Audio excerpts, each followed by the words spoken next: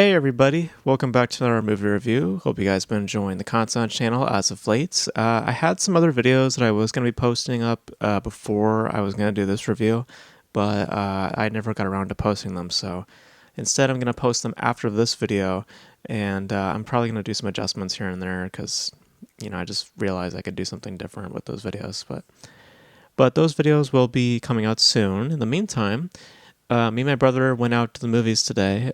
He is stepping out for this review once again. I will be giving you guys his thoughts during this review.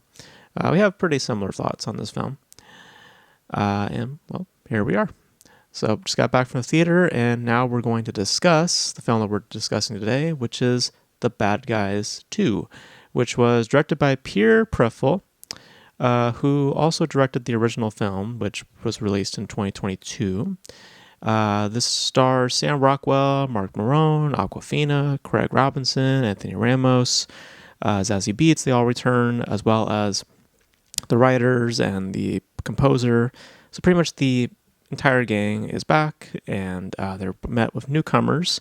And these newcomers are in the form of, I guess you could say, the bad girls. And they are played by Daniel Brooks, Natasha Lan, I believe that's how you say her name, and Maria Bakalova. Sorry if I butchered their name, but as the story goes, the bad guys, as we know them, as the wolf, the snake, piranha, the shark, the spider, all those guys.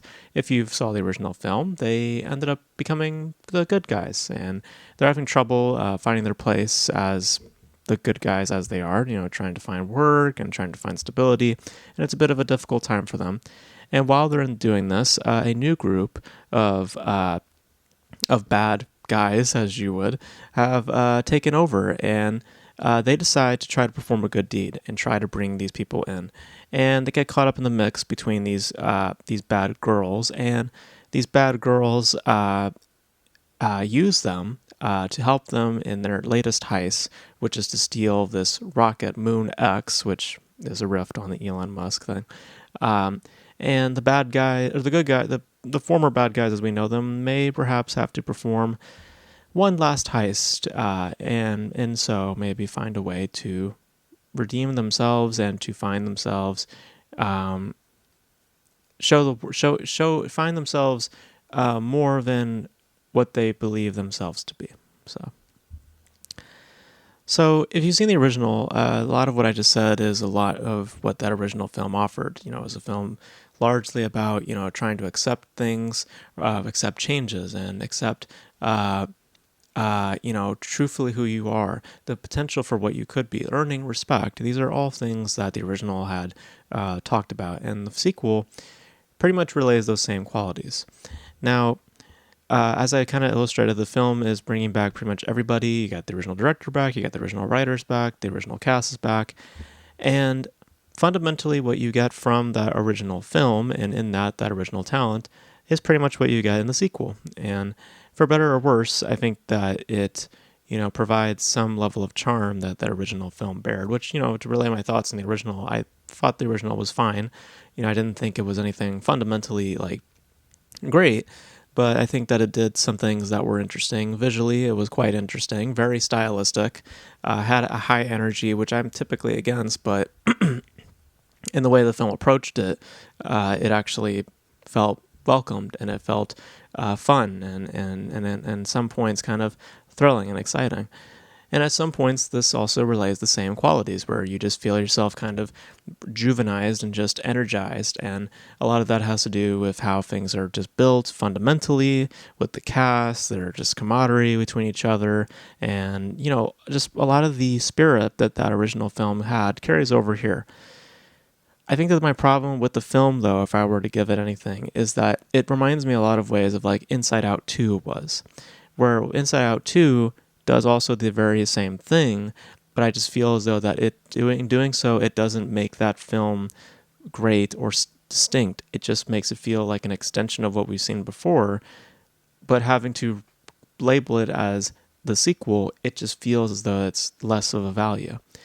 And I run into that same problem here with this, where I don't necessarily know what the value of this specific film is, outside of just, again, an extension of what we've seen previously, because it doesn't do thematically anything really different. You have some new characters to play with, but and I guess some different environments for the characters to inhabit. At one point we're like going into space and stuff like that. So like it's more, I guess you could say, a visual difference, more of a visual extension of what that original film was. But as I said in my feeling about Inside Out 2, to kind of compare, I just feel as though that it's a lesser film as a result when you don't have a lot of distinction behind, your thematic qualities, or behind narratively, what is the real difference that cuts these films between, what makes the bad guys and the Bad Guys 2 very different from each other. And the answer is not really all that much. So I mean, it has still that spirit. It still has that charm. It still has that fun that I had from the original film. But I just think, as though, fundamentally speaking, it doesn't have as much value, because of now coming into the sequel, you expect something a little bit different, I would assume. Something a little bit different. Or at least something of a different angle, or something of a little bit of a different spot, just a new ingredient, essentially. I feel like I'm just eating the same thing again. I mean, I like it, but I was expecting something a little bit more, a little bit different. But I still enjoyed myself. But I just feel as though it is, in fact, a lesser film, because it is quite literally doing things the same, and it's not trying to do anything really all that different.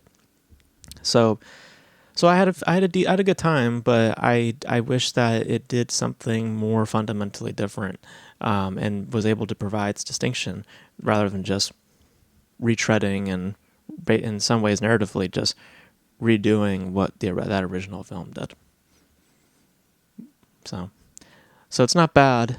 It's fun, but I just think it needed to do something more. I think it needed to take more risk. Do something a little more risky, do something a little more challenging, or do something a little more just out of the wheelhouse. Out of that boundary of what you created, and just see where you find yourself. Because as it stands, it is just lesser because of all the familiarity that it carries. So yeah. So there's my thoughts on the Bad Guys 2. I enjoyed myself. It was fun. I mean, it does, again, a lot of what the original did, and by that there is fun and there is charm to be found. And visually, I mean, it still carries a lot of that style that I thought was interesting in the original, it being very heavily stylistic. But it just doesn't have that distinction that I feel that a sequel should carry, and thus the value of what I'm seeing is kind of brought into question. So, but you guys, what are your thoughts on the Bad Guys 2? If you guys have seen it, your thoughts on the original. And my brother had a really good time with it. And I don't know if it's going to do too well in the box office, though. It doesn't seem to be doing all that great. But we'll talk about that in the news roundup in the next video. But let me know all your thoughts about Bad Guys 1 and 2. If you guys feel another film might be down the line, let me know all your thoughts in the comment section below. And that's going to be it for this video, guys. Thank you guys for tuning in. And until then, I'll catch you guys in the next video. Bye.